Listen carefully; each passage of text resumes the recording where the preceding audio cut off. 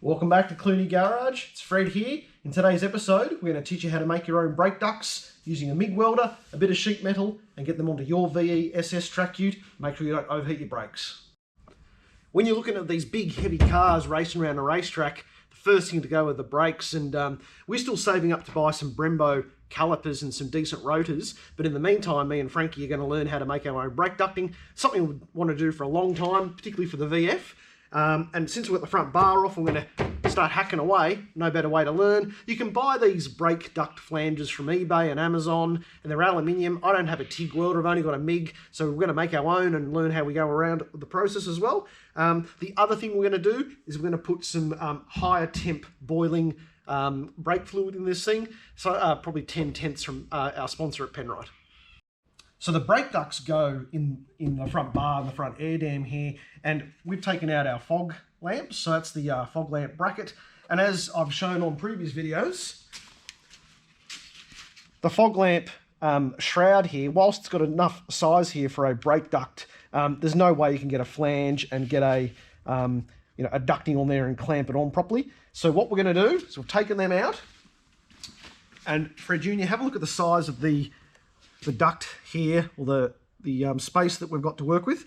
So we're going to put a bit of sheet metal around here, and then put a flange on the top of that bracket, and then weld it all on, and then that way we've got something that the ducting can actually clamp onto. So we can actually measure out all this and and try and then match that onto a bit of sheet metal. But I think the easiest thing to do, because it's got an odd bit up the top here and it's not quite center on here, I'm going to actually create a cardboard template, and cut all that to size, and then I'm going to superimpose that onto the sheet metal, and we'll show you how we do that. Okay, so we've made our little template here to the size of our ducting hole, and Fred Jr.'s just helped me there. So we've mocked that up there, and we've come up from underneath and marked out where our mounting screws will go and our nuts and bolts. So that is good, because there's no point cutting up a whole lot of sheet metal and putting it here and working out it's not going to fit. And that also will fit a 3-inch flange that we need to cut out and bolt a bit of pipe on as well. So I've got our little template, we've measured it all up, superimposed it onto some sheet metal, we'll cut into it, show you how it's done.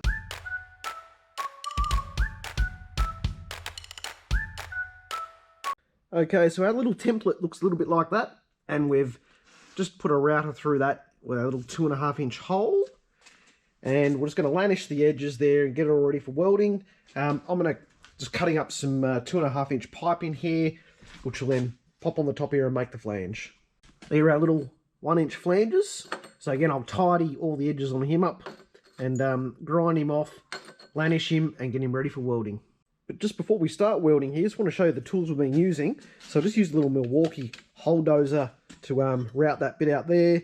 Used our little cutting disc there to sort of get that notch out, and then just used our grinder to sort of get all the edges nice. I will be drilling holes so we can bolt the bracket up, but let's clean up the rest of this little fella and get him ready. All right, so in the spirit of Clooney Garage and doing things on the cheap here, you can probably buy these brake ducts, but they're, for the flanges themselves online are, between $100 and $200. So, and they're aluminium as well. We didn't really want aluminium. So this old bit of scrap 2.5-inch pipe I got from the local metal shop. We had our sheet metal lying around. So that's probably less than $10 in scrap metal. I'm going to sit that little guy there on the flange. I'm just going to tack around the side of him, and then I'll MIG it all up, and then we'll prime him, or grind off the weld, prime him, paint him, and be ready for Frankie. He won't know what's happening. All right, so we'll do a couple of spot welds around the side of it and just tack it on, and then we'll go all the way around and MIG him up, and we'll show you when it's done. Okay, so we're all welded up here. I'm not going to go too close on those welds because I'm very rusty, but I'm just grounding them off, and we will prime and paint and get ready. But yeah, I haven't welded for over maybe 18 months, so had to get back into it and did a bit of practicing down here on some blank bit of sheet that I had, and it's good fun though, welding. It's got to be very meticulous and take your time, and MIG is totally different to TIG as well. So I'm going to keep cleaning these welds up, grind them off, then prepare for a bit of paint. So if you're looking for a welder for the garage and for the workshop, This little guy is fantastic. It's a Lincoln Electric Powercraft 250C. It's one of the biggest sort of non-commercial MIG welders that you can get. But this is super powerful, you know, for what I need it for and the sort of gauge metal that we do here at Clooney Garage. Super easy to use. And the other thing is, you don't really need a massive trolley and that. Some of these welders are pretty big. So we've got the gas supply over here. And I was thinking about putting on a trolley as well, but it sits up there pretty easily, you know, easy to access. We've got our sort of welding station here as well, and easy access also to our drop saw and our vise where we do our grinding and tidy up some of Fred's welds. But yeah, just got the first coat of primer on now. Let that go through, let it dry off, and then get the gloss on. So just as we're waiting for our flanges to dry, as I mentioned to you in the last video, we've really taken this bumper bar and spoiler all the way back. I've still got a bit more to go tonight. I'm going to keep working on that. That's looking a lot better than how it was. And we've got a new idea on how we're going to paint up the snot box. We're going to actually get it semi-professionally painted. So I'm not even going to put undercoat on this one because I don't want to wreck what our painter is going to do. So we're pretty lucky about that.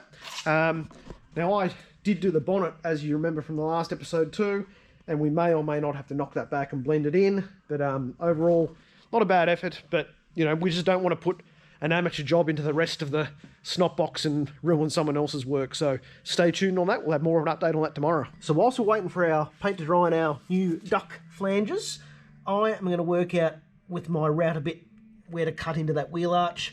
And I'm thinking it's going to be somewhere around the back there, because I don't want it to foul on the wheels when we turn. And it'll be the same on this side here, just in there. So that should be all right. I've already got the router bit ready to go on my little DeWalt. And the reason why we don't want it to foul is that Frankie and I have just bought some pretty specky semi-slick track tyres. We're going to stick with the 245 profile 40s, but we've gone up to a this isn't the tyre, but we have gone up to a Nitto NT05. So going to be a little bit better than the Federal Evolution. So Frankie's got them, and we're going to fit them next week. Now, whilst we've got 2.5-inch brake ducting, we don't want to have a super tight fit in the hole on that wheel arch. So we'll probably go up to a 3-inch router bit, and that way our ducting's got enough room to go in through the hole in the wheel arch and then turn around. We just don't want it super tight and it fouling on the ducting. All right, so that's super easy. It's a nice 3-inch through the wheel arch, and that'll let our brake duct go through. So now we've cut our hole, we've got our front air dam mounting flange, and this is not the brake ducting, this is just to illustrate what I'm going to show you with you now. That will go onto the front of the flange we've just made, under the spoiler, through the fog light delete. That will go through the hole we just made in the shroud, the wheel arch, sorry. This will go in, and it's going to have to come in and clamp on with another flange on the back of the dust shield around the rotor. So I need to make some more flanges and brackets, but I'm going to make them quite different to the ones that go onto the front air dam, and I'll probably just do a small sort of spherical shroud that's just a little bit bigger than the 2.5-inch duct. So that should be cool, and we'll show you that soon. All right, so whilst we're waiting for a bit of paint to dry on those flanges, I thought I'd take a moment to sort of thank everyone for the 500 subscribers that we hit last week, and we're already up to the 515. And from where the channel has come from, it was a twinkle in my eye back in January, and I just couldn't have imagined it to turn out the way it has, and just to showcase, you know, our cars like our VF track car and our beautiful, you know, restored International Harvester truck, Fred Jr.'s car, the snot box, of course, which is sneaking its way up the back up there. You know, we just thought that we'd share our projects with everyone on the internet and get some ideas and motivation, and yeah, it's turned out awesome. And some of the, you know, I look back in time on some of the videos we've made, and some of them are absolutely atrocious, you know, just quietly, but some of them are pretty cool too. So I was having a look here, and you know, that's the hallmark of the channel, that video there. It's already up to 5.6 thousand views. It's a bit of clickbait in terms of, you know, people looking at a mental car, but there's a lot more videos like that coming. you know, I had my first go at making a video about getting your first 100 subs. We're up to 500 subs now, so, and, you know, being a bit cheeky here, pulling weight out of a race car and all this sort of stuff, and, of course, the snot box. And now we're doing more how-to videos, like how to weld and how to, you know, fit parts to your car, the OTR, the exhaust, the headers that we've done on the snot box, how to fit your own suspension. And now I want to share with you some of the awesome mods that are coming on both the VF, the Redline Commodore, and the Ute. Well, as the 500 sub special, this video, you get a sneak peek on some content coming. So on the VF, it is getting MCA coilovers. It's getting Yokohama Advan semi-slick tyres. It's getting Koya semi-forged wheels. It is going to be the most stickiest, grippiest race car on the track. That's what I'm hoping anyway, because how else do you get 1,000 horsepower down and not kill yourself? So we need all the grip we can get, we need all the suspension we can get, and hopefully me and Frankie can race around Wakefield and chase down that Skoda and that Honda S2000. That'll be good fun. Now on the snot box, what's coming on the snot box? I mentioned the Nitto tyres, they're coming. We've got brake ducts coming. We've got a massive Penrite livery wrap, not wrap, or stickers with a full semi-professional matte black paint job coming.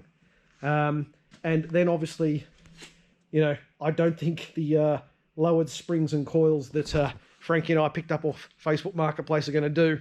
It's going to have to get some NCAs as well, but I need to save my pennies up, and we'll get onto those.